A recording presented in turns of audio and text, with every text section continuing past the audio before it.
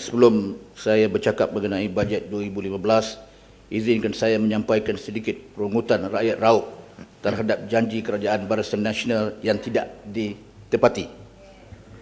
Janji pertama yang belum dilaksanakan kecuali selalu dicakap besarkan ialah memindah lokasi tapak pelupusan sampah di kilometer 12 Jalan Ceroh ke suatu kawasan alternatif. Tapak pelupusan ini dibina dalam tahun 1991 untuk sampah seluruh daerah Raub, yakni untuk menampung 1,000 hingga 1,200 tan sampah dan sisa-sisa sebulan. Tetapi oleh sebab fasiliti kitaran semula dan sistem pengasingan tidak beroperasi, sampah orang Raub 100,000 orang menggundung tinggi. Sisa pepejal mengeluarkan bau yang busuk dan mencemar udara serta persekitaran. Cecair yang kotor mengalir ke dalam anak sungai yang berhampiran dan masuk ke dalam sungai utama Jalan Ceroh di Raub. Sejak 2007, pemimpin kerajaan berjanji untuk memindahkan lokasi tapak pelupusan sampah tetapi tidak melakukannya. Walaupun satu tapak lokasi seluas 100 ekar telah disediakan, di atas kertas sahaja rakyat gelisah melihat tidak ada kerja persediaan untuk membina tapak alternatif tersebut. Di samping membiarkan tapak yang sedia ada tidak mampu berfungsi. Janji untuk memindahkan tapak ini dilakukan sejak tahun 2007 lagi oleh mantan ahli parlimen dan mantan menteri pelancongan serta mantan menteri kerajaan tempatan dan perumahan. Pada Isnin lalu saya bersama dengan rakan-rakan lain melawat tapak tersebut untuk menyatakan solidariti bersama rakyat Ceroh dan Raub yang menderita menghidu bau yang busuk serta pencemaran udara serta pencemaran air.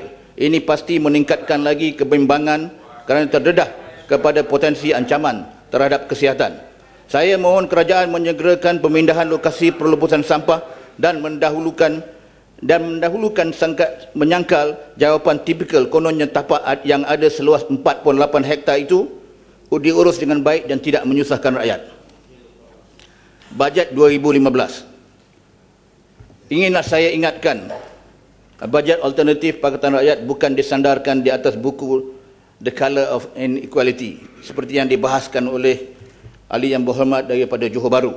Seperti juga bajet kerajaan Barisan Nasional ini bukanlah jelmaan Blue Ocean Strategy yang sangat disukai oleh Menteri Kewangan. Sekali lagi untuk kali yang ke-18, bajet ini bajet defisit. Kita belanja lebih daripada pendapatan. Tahun ini 37 bilion. Servis hutang awam iaitu public debt servicing ialah 27 bilion. Benar, defisit bukanlah suatu yang membimbangkan jika ianya dihubungkan dengan kemampuan serta kapasiti keupayaan membayar. Hendak bayar, ekonominya kena mantap. Jadi janganlah untuk menjustifikasikan kenaikan hutang sektor awam, kita mengambil contoh ekonomi yang kuat seperti Jepun atau Singapura atau USA, kerana public debt, walaupun public debt mereka tinggi, tetapi kapasiti membayar hutang itu ada. Juga kita dengar pihak kerajaan mengulangi lagu atas rekod lama bahawa kerajaan beri 40 bilion subsidi setahun, 21 bilion untuk petrol, gas dan diesel. Hari-hari kita dengar, kalau orang Pahang, dia orang pergi beritahu, bahasanya ialah dah meluat mendengarnya. Tetapi rakyat yang memberi 230 bilion setahun, setiap tahun bagaimana? Rakyat tidak bangkit dan ungkit, hanya menegur. Mengapa banyaknya rasuah, ketirisan, perbelanjaan atas projek mewah, barang naik, hasil pertanian kurang.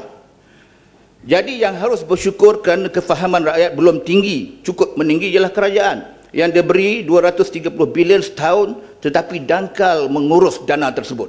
Nampaknya ramai daripada pihak kerajaan tidak memahami bahawa kerajaan tidak ada wang kecuali yang dikutip daripada rakyat. Maka yang patut bersyukur ialah kerajaan yang mendapat mandat 47% daripada undi popular. Mandat itu besar tetapi ia tetap minoriti. Jadi hentilah bangkit dan ungkit mengenai subsidi kepada rakyat. Rakyat miskin dan pendapatannya rendah, barang mahal mestilah diberi subsidi. Kecuali ekonomi kita diurus dengan baik, kita tidak perlukan subsidi. Saya hendak bercakap mengenai pemerkasaan ekonomi Bumiputera. Kita mendengar dasar ini sejak 1970. Hari ini hampir setengah abad, 44 tahun pencapaian yang menghampakan. Saya akan menghuraikan perkara ini sebentar lagi, tetapi izinkan saya mula dengan menyebut mengenai tanah reserve Melayu. Tanah orang Melayu sepatutnya menjadi perjuangan asas parti yang mengaku berjuang untuk kepentingan bangsa, agama dan tanah air untuk selama-lamanya. Bolehkah orang Melayu khususnya menyandarkan harapan kepada kerajaan jika tanah milik orang Melayu pun tidak dapat dipertahankan? Melayu yang kehilangan tanah peduli apa mengenai pekikan dan laungan transformasi dan strategi Lautan Biru? Jeritlah sekuat mana pun Perdana Menteri dan Menteri Kewangan, faktanya orang Melayu makin terancam. Enactment Reserve Melayu diperkenalkan pada tahun 1914 bagi mencapai matlamat untuk menjaga tanah-tanah kepunyaan Melayu agar kekal dikuasai oleh orang Melayu sepanjang zaman. Perkara 89 bracket 3 Perlembagaan Persekutuan telah menyebut tanah Reserve Melayu yang mahu dibatalkan dan dipindah hak milik perlulah digantikan dengan kawasan sama jenis, similar in character dan sama luasnya dengan kawasan yang dibatalkan. Namun realiti yang berlaku, tanah yang dibatalkan sebagai tanah Reserve Melayu tidak diganti. Kerajaan Persekutuan juga perlu dipersoalkan dalam usaha mengawal, menyelia dan mendesak kerajaan negeri bagi memastikan berlakunya pergantian tanah. Tanah Reserve Melayu adalah seluas 3 juta hektar pada tahun 1965. Sebanyak 1.3 juta hektar tanah Reserve Melayu sudah hilang dan baki yang tinggi sebanyak 1.7 juta hektar dengan penurunan sebanyak 44%. Tanah ialah bidang kuasa kerajaan negeri, maka sudah tentulah yang menyebabkan perkara Melayu kehilangan tanah ini disebabkan oleh pemimpin politik negeri, pegawai kerajaan yang lalai, dan kebelakangan ini, saya mohon maaf dan mau cerita di dalam dewan ini, keluarga diraja pun juga terlibat dalam penggadaian tanah orang Melayu. Jika semua lapisan pemimpin Melayu seperti ini, tidak boleh diharap kepada siapa lagi orang Melayu mahu meminta tolong. Baru-baru ini negara dikejutkan kenyataan bahawa pendapatan purata kita RM5,900. Saya ingin jemput menteri yang buat kenyataan tersebut singgah di Pasar Minggu Bandar Raub agar penjual ikan, telur dan sayuran ada peluang membaling jualan mereka ke muka menteri. Ini penggunaan angka purata yang amat mengelirukan. Bolehkah kita faham konsep saiz keluarga Malaysia ialah 3.5 orang? Saya tidak pernah berjumpa dengan 0.5 orang. Satu orang ada, tapi 0.5 orang mungkin hanya ada di Seri Perdana. Jika Ananda Krishnan masuk dalam dewan ini, nak bangun apa cakap? Bangun. Jangan bising-bising. Ini nak cakap. Oh, itu statistik. Takkan tak pergi sekolah kot. Itu statistik. Statistik purata. Ekonomi. Saya kan tak. Jangan sebut duduk. Purata. Takkan purata. Jika Ananda Krishnan masuk ke dalam dewan ini dan nilai kekayaannya dibahagikan dengan 222 orang ahli parlimen, maka setiap ahli parlimen sudah di atas kertas menjadi jutawan. Puluhan jutawan. 5,900 tidak ada makna kepada orang Melayu yang jurang kekayaan di antara Melayu kaya dan Melayu miskin makin meluas.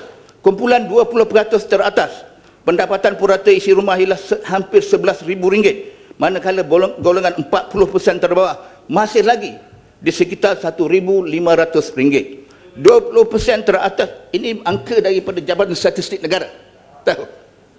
20% teratas menguasai 50% kekayaan orang Melayu, bakinya dikongsi oleh 80% orang Melayu. Perdana Menteri menyatakan 7 juta orang yang majoritinya orang Melayu layak menerima BRIM. Setiap hari kita dengar dalam televisyen menyatakan bahawa 7 juta orang layak menerima BRIM. Ini bukan sesuatu yang membanggakan. Ini mengesahkan bahawa 7 juta rakyat Malaysia miskin. Ini yang kita kena pandang daripada sudut tersebut. Pekerja dan pengusaha pertanian hendak dapat RM1,000 sebulan pun susah. Penoreh getah yang menoreh getah tanah milik orang yang dikenali sebagai NGO, noreh getah orang, bertungkus lumus untuk mendapat pendapatan boleh makan atas getah yang harganya RM1.50 sekilo. Harga kangkung pun RM2.80 sekilo. Kalau getah RM1.50 dibahagi 2 dengan tuan tanah, maka pendapatannya 75 sen sekilo. Bagaimanakah yang mendapat 75 sen sekilo ini mahu mendapatkan pendapatan bulanan RM5,500 sebulan? Menteri Kewangan menyebut perkara permarkasaan ekonomi Bumiputera sebagai strategi keempat. Semua orang memperakui kewajipan mengkoreksi ketidakadilan masyarakat. Kita tahu menjelang 2020 Bumiputera merupakan 70% penduduk negara ini.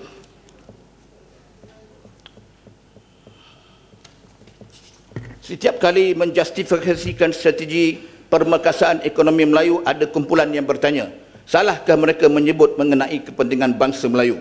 Jawapannya tidak salah dan tidaklah resis.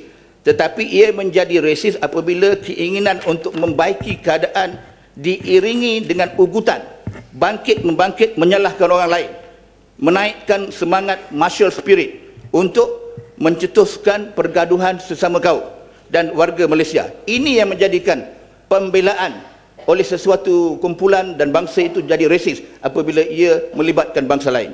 Setelah hampir 50 tahun dasar afirmatif dijalankan, masih kedengaran bahawa penguasaan efektif Bumiputera ke atas syarikat perniagaan ialah 10%. Sedangkan targetnya dari semenjak tahun 1970 ialah 30%. Kenapa masih belum tercapai?